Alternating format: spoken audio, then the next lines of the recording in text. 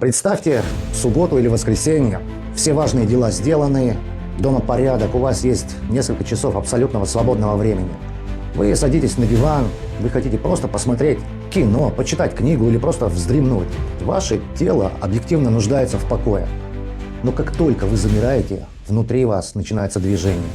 Это не приятное расслабление, это зуд, это едва уловимое напряжение в плечах. И в голове всплывает тихий, но настойчивый вопрос. А не трачу ли я свое время зря? Вы начинаете чувствовать дискомфорт от собственного бездействия. Вы встаете, чтобы проверить в телефоне почту.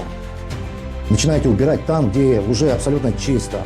Или включаете какое-нибудь обучающее видео, чтобы отдых ваш был или казался полезным.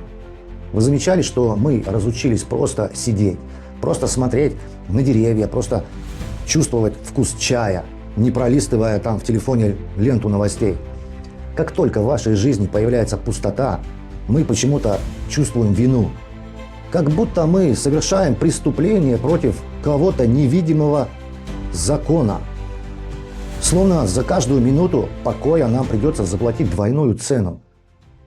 Это чувство вины, не случайность. Это не черта характера, это результат глубокой поломки в вашем восприятии ценности жизни. Почему остановка воспринимается нами как угроза? Почему мы считаем себя достойными отдыха только в состоянии полного истощения? Почему наш внутренний судья никогда не бывает доволен количеством выполненных задач?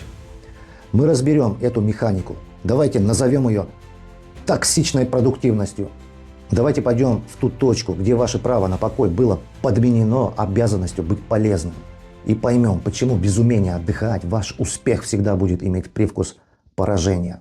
Давайте посмотрим, как эта вина была в нас встроена. Вот мы живем в мире, который оценивает человека через его результат. С самого детства нас спрашивают не о том, как мы себя чувствуем, а нас спрашивают, а что ты сегодня сделал, какие оценки ты получил, чего ты вообще добился.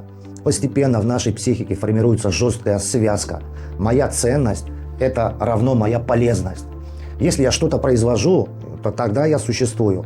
Если я просто сижу без дела, меня как бы вообще нет. Знаете, это рыночный подход к человеческой жизни. Мы превратили себя в функции, в инструменты для достижения целей. И как у любого инструмента у нас нет права сидеть просто так. Вот если молоток не забивает гвозди, тогда он бесполезен.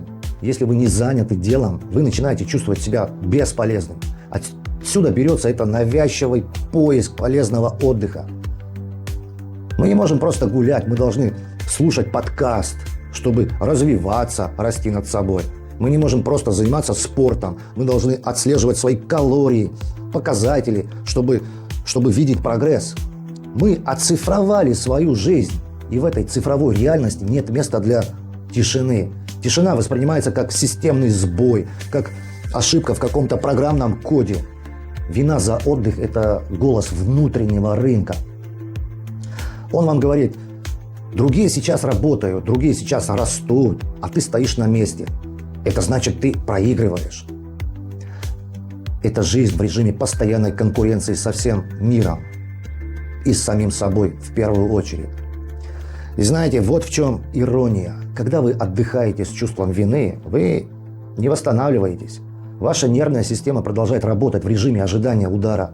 Мышцы ваши не расслабляются, мозг не перезагружается.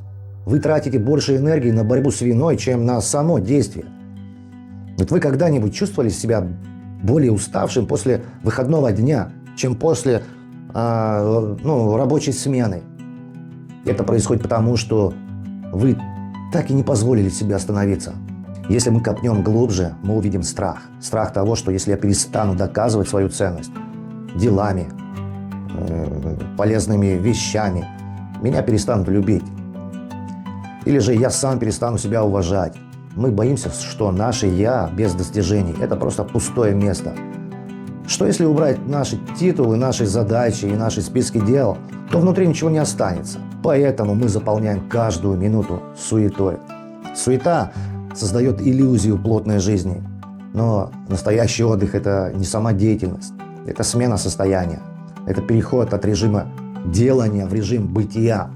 А бытие – это способность признать свою ценность просто по факту своего присутствия в этом мире.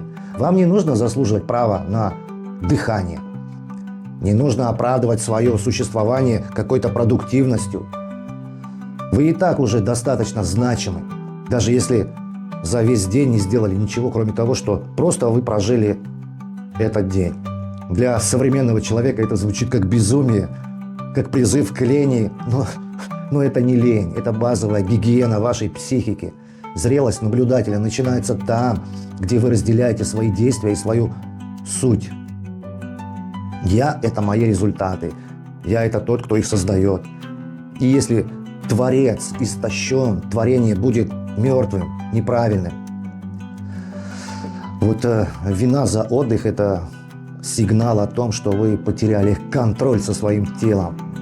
Ваше тело просит покоя, а разум диктует «надо». Когда вы выбираете разум вместо тела, вы совершаете насилие над собой. И за это насилие приходится платить. Платить отсутствием радости, платить потерей творческой искры, платить, например, ощущением, что жизнь превратилась в бесконечный конвейер какой-то. Разрешить себе отдых без вины – это не про расписание, это про внутреннюю решимость и разрешение быть несовершенным, быть неэффективным, быть просто живым. Но что происходит, когда вы годами игнорируете эту вину? Когда вы продолжаете бежать, несмотря на сигналы вашей системы внутренней, вы начинаете замечать, что кофе больше не дает вам энергии, что задачи, которые раньше решали за 1 час, теперь тянутся целыми днями, что даже самые интересные цели вызывают только одно желание, чтобы вас оставили в покое. Вы доходите до точки, где система просто отключается. Это не потому, что вы ленивы, а потому, что ваши предохранители сгорели. Да, многие называют это ленью, многие пытаются заставить себя работать еще сильнее, но это не лень, это состояние, из которого нет простого выхода. Это называется выгорание. Оно происходит не внезапно. Оно вызревает в тени каждой минуты, которую вы провели, работая через силу и чувствуя вину за каждую попытку остановиться. Почему выгорание – это не про усталость? Почему его невозможно вылечить простым сном? И почему в состоянии выгорания человек начинает терять не только силы, но и саму свою личность? Давайте, друзья, в следующем видео разберем именно эту тему. Давайте разберем механику вашего выгорания. Поймем, почему это состояние самый честный ответ вашего организма на ложь, в которой вы жили. А пока напишите в комментариях, какое бесполезное действие приносит вам больше всего радости, если вы разрешаете себе его сделать. Одно слово – сон, прогулка или тишина. Признайте это право. Друзья, продолжим в следующем видео. До встречи!